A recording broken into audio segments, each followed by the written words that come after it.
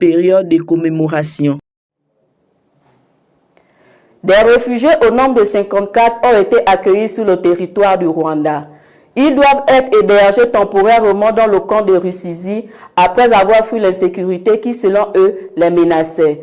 Le développement dans ce reportage. Dans le dur vécu qu'ils ont traversé, notamment la perte de leurs biens et le manque de sécurité qu'ils subissaient en République démocratique du Congo, 54 réfugiés, dont 43 enfants et 11 adultes, ont choisi de partir de leur pays. Certains d'entre eux racontent leur décision après avoir cherché davantage d'informations de manière positive et rassurante un peu partout au Rwanda. La guerre est arrivée chez nous et ils ont commencé à se battre là où nous vivions.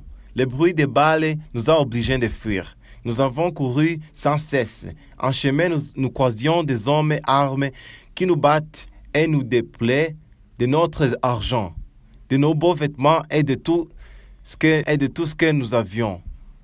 C'est à ce moment-là que j'ai commencé à penser ma patrie, le Rwanda, et que nous attendions dire les gens y vivent bien. Ces réfugiés qui ont été accueillis déclarent avoir reçu de bonnes informations qu'au Rwanda, il y aurait une sécurité totale.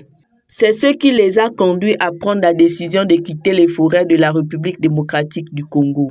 Le responsable de l'arrondissement de Rusizi, Fanuel Sindahiheba, a exhorté ces personnes accueillies à coopérer avec les autorités rwandaises qu'elles rencontrent afin de contribuer au développement. Il a également demandé d'inciter ceux qui sont restés bloqués dans les forêts de la République de les rejoindre car au Rwanda il y a la paix. Les autorités indiquent qu'elles sont prêtes à continuer d'accueillir d'autres qui rentreront. Elles affirment qu'elles les aideront à se reconstruire et qu'ils seront ensuite dirigés vers les camps temporaires situés à Nyarushishi dans le district de Rusizi pour une durée de 3 semaines. Par la suite, ils seront rapidement placés dans des familles.